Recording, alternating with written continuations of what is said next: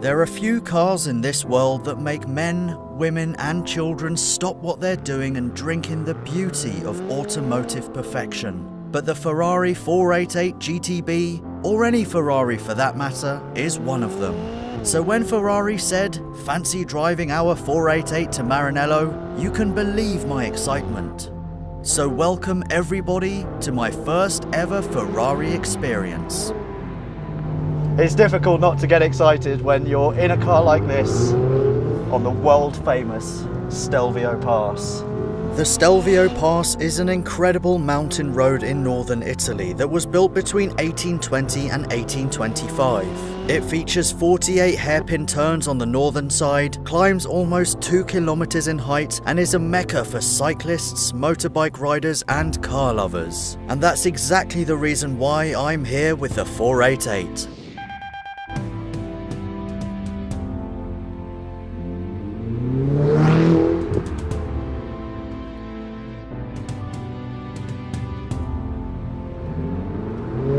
We've got 660 brake horsepower, 560 pound-foot of torque. Now that means that the 488 has got 100 more horsepower than the 458 and 160 more torque. 0 to 62, 3 seconds dead. And here's a really cool figure. 0 to 124 miles an hour in 8.3. If you're interested about the 488 GTB's top speed, that is 208 from a 3.9 litre twin turbo V8. Another cool thing about this car is the aero. We've got a double splitter, a flatter underbelly, and 50% more downforce than the 458. Finely tuned handling, great suspension setup, addictive noise, sharp brakes, and looks to die for. I don't feel like I'm driving this. I feel like we're doing the work together. Very rare that you get a car that makes you feel quite so connected. I feel every single bump. Steering is razor sharp. Turning is quick. Power is massive. How is this my job? Italy definitely knows how to make a road and how to make a car that you will fall in love with.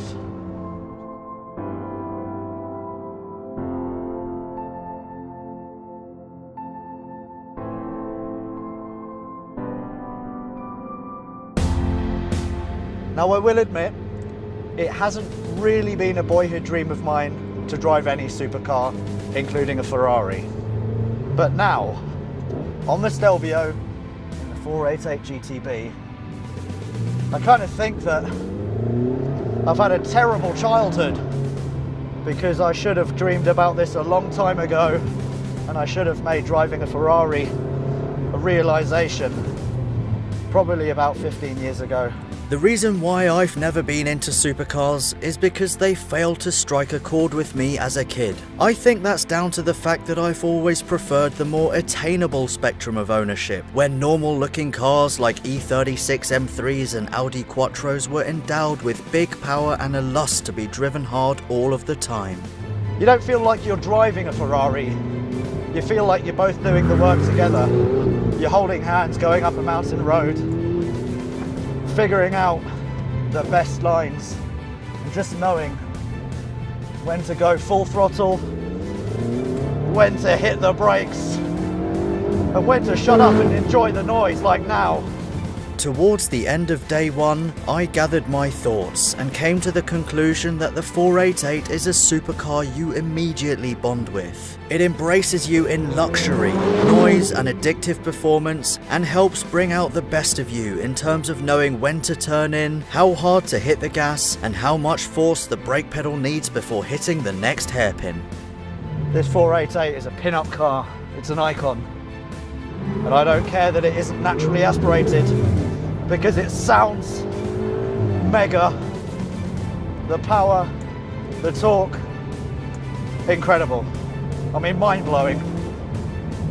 Italy definitely knows how to inject a car with passion, the right amount of aggression, beauty, and the feeling that being a car guy or a car girl is just worth it. It's worth the heartache. It's worth people looking at you thinking, why do you like cars so much? This is exactly why. This is how good a road car can be.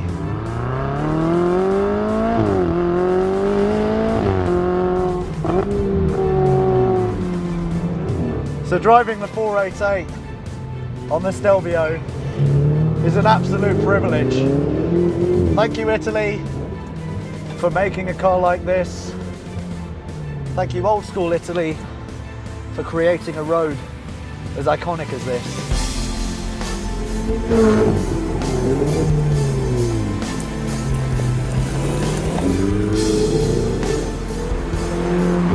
If, like me, you don't really feel much of an affinity to supercars, drive one, because it will completely rewire your brain and give you a whole new appreciation for what can be achieved. What an amazing piece of road.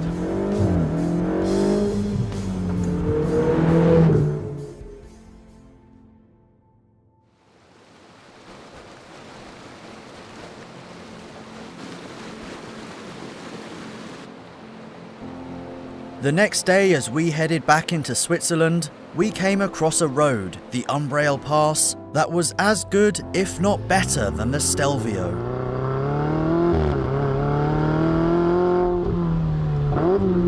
So if you go from the Stelvio, come into Switzerland, about 4 miles, you find this road, the Umbrail Pass. The roads are a lot wider, less busy, there are fewer hairpins, which might sound counterintuitive, but after a while, hairpin after hairpin after hairpin does get quite boring. And I know that I'm hitting loads of hairpins here at the moment,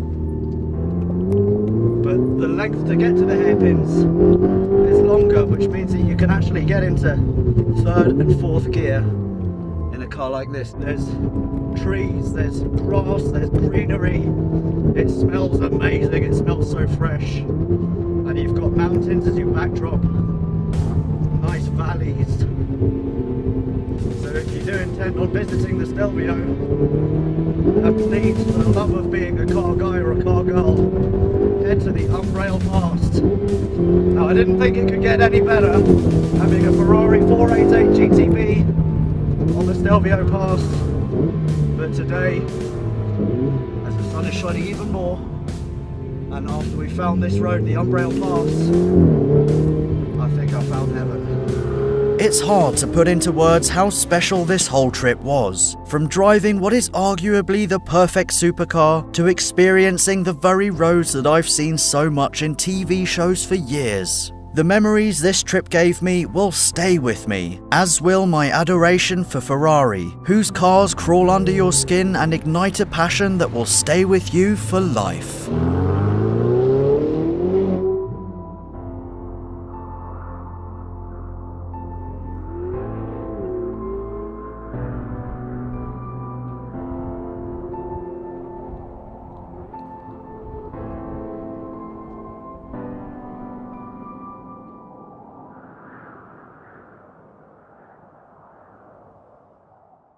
Morning.